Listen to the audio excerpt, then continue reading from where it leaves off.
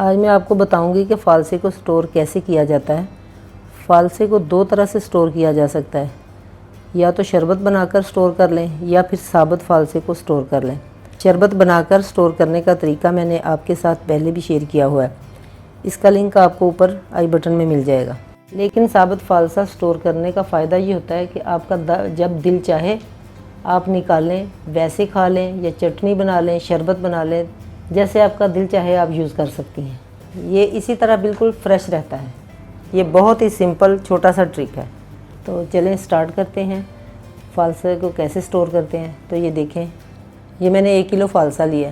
किसी बड़े बर्तन में, किसी ट्रे में, बड़ी सारी ट्रे में डालें जो आपके फ्रीज़र के अंदर आ जाए। उसके अंदर ये ऐसे फ़ालसे को ऐसे फैला देना है। ये देखें, इस तरह फैला के इसी तरह अपने फ्रीज़र के अंदर रख देना है ताकि ये अच्छी तरह फ्रीज़ हो जाए। इसको धोना बिल्कुल भी नहीं है, जैसे बाज़ार से लाए हैं इसी तरह इसको ट्रे के अंदर लगा के किसी भी बर्तन में लगा के आप फ्रीज़र में रख दें। जब आपका फ़ालसा फ्रीज़ हो जाए तो आपने इस तरह के लॉक बैग्स लेने हैं। ये मार्केट से बआसानी मिल जाते हैं, ये कोई महंगे भी नहीं होते, 2-3 रुपए का एक मिलता है। ये बड़े साइज़ के भी मिल जाते हैं और छोटे साइज़ के भी। तो आपने इसको इस तरह खोलना और इसके अंदर फ़ालसे को डाल देना। इसमें तकरीबन 1 किलो फ़ालसा आ जाता है। तो ये देखें, ये मैंने पहले से फ्रीज़ करके रखा हुआ था और ये बिल्कुल एक एक इसका अलग अलग पीस नज़र आ रहा है, तो एक एक दाना। ये देखें, ये मैंने 3 पैकेट फ्रीज़ किए हैं।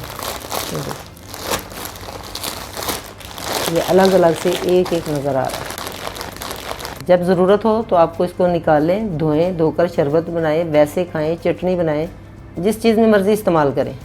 ये 6 माह तक आसानी से चल सकता है। इसी तरह रहेगा, बिल्कुल भी इसका ना कलर ख़राब होगा ना ही ये ख़राब होगा।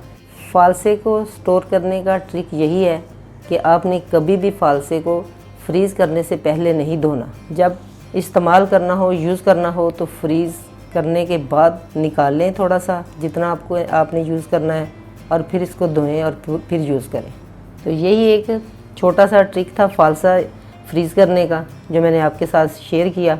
तो मिलते हैं फिर एक नई रेसिपी के साथ। अल्लाह हाफिज़।